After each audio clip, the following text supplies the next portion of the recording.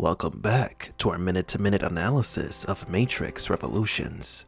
Last time, Neo confronted the Smith-possessed Bane in the Logos. What comes next is a summary of the biggest battle Zion has ever seen, or at least this version of Zion has ever seen. Hundreds of thousands of Sentinels are coming to destroy Zion as Neo travels to Machine City.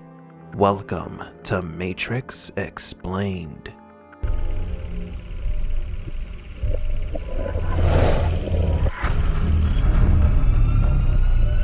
Welcome to the desert of the real. As the APU army prepares for battle, Captain Mifune gives one last speech to the soldiers of the last human city. He knows the odds are against them, but they are unwilling to give up the city so easily to the machines. If it's our time to die, it's our time.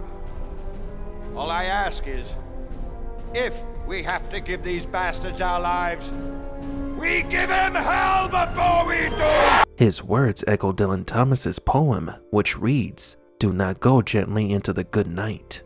The idea behind this poem, as well as Mifune's speech, is the idea that although death is inevitable, we must not accept it in a submissive way. We must fight until the last moment. The inevitability of circumstances does not mean that we should give up. Death is a matter of time, but we must fight. This must be the sentiment of most of the leaders of Zion, who know that their fight against the machines is unwinnable. There is little to no hope of victory. Accepting the inevitable, yet fighting the odds is part of the human spirit, in the movie and in real life, as we shall witness later on when Neo confronts Smith one last time. In the battle in Zion, many people died, including Mifune, who heroically gave his life, and in his last words, he tells Kid he needs to take up his APU. I didn't finish the training program. Neither did I. This part is interesting because Kid had to follow certain rules, so it is fair for him to expect that his leaders would also follow them to the letter. But as Morpheus mentioned, the people of Zion are, by nature, rule breakers. But we well know that the reason most of us are here is because of our affinity for disobedience. Kid knows he must fight, even if he is not ready. Meanwhile, Niobe is piloting the hammer while they are being chased by Sentinels. Kid manages to open the main doors to the docks, but not before saying, Yeah, I believe. What does Kid mean when he says he believes? Kid believes in Neo. He believes that Neo can save them, and believes that humanity can win. This theme has been presented since the first scene of The Matrix, when Trinity tells Cypher that Morpheus believes that Neo is the one. Morpheus believes he is the one. Do you? It doesn't matter what I believe. Morpheus asks Neo if he believes in fate. Do you believe in fate, Neo? After Neo learns what the Matrix is, and he repeatedly says that he doesn't believe it. No. I don't believe it. It's not possible. Morpheus tells Neo that he freed him from the Matrix because he believes that Neo was the one. I did what I did because I believe that search is over. The Oracle tells Neo that Morpheus believes in him so much that he is willing to give his life for him. He believes it so blindly that he's going to sacrifice his life to save yours. And of course, the most important believe moment is when Neo begins to believe. He's beginning to believe. When Neo faces Smith for the first time, it is an important moment in his story because Neo knows that no one has faced an agent and survived. Yet he decides to believe that he can win. Neo's belief is more important than the circumstances. This struggle between faith and reason is the same when Kid opens the door. Kid says that he believes, not just because he believes that Neo is the one, but like Neo, he chooses to face the impossible odds, believing that he can win. The word believe is repeated more than 50 times in the first movie, and is one of the pillars of the Matrix lore, since the question of whether or not your beliefs are true, it's part of the narrative, which we will discuss in depth later.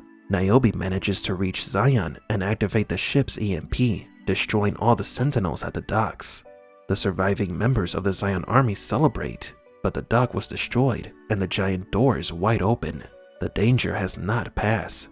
The 3 captains and the crew are greeted by Locke, who is not as happy to see them as everyone else. That EMP knocked out almost every piece of hardware in every APU. If I were the machines, I would send every sentinel I had here right now.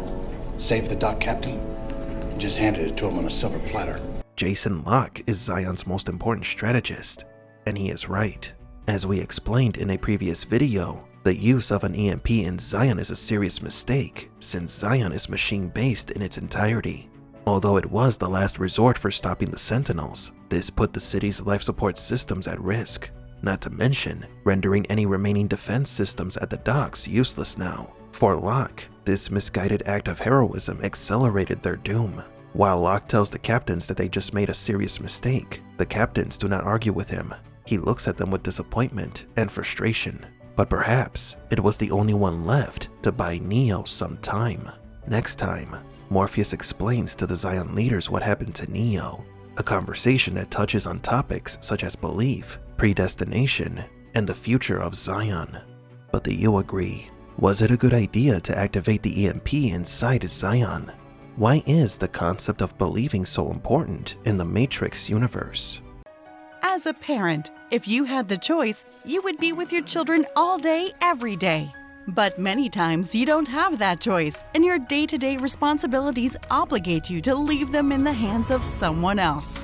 A search for the perfect caretaker can be difficult, but your search is over. Welcome to Oracle's Daycare, a place where every child is special. Here, your child can develop the necessary skills to face tomorrow's hardships, such as reading, learning to play chess, levitate objects with their mind, bend spoons, develop culinary skills with the house chef, and discuss incomprehensible philosophy. There is no spoon. Then you'll see that it is not the spoon that bends, it is only yourself.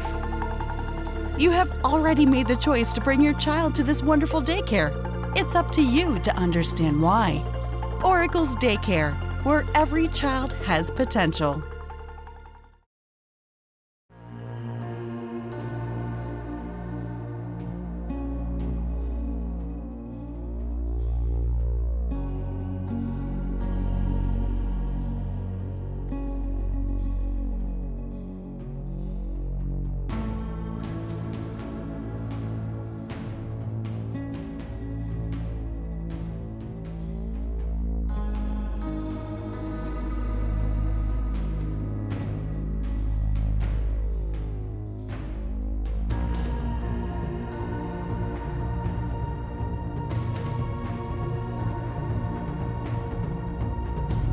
For Matrix Explained, please leave a like and subscribe. And thank you for visiting the Desert of the Real.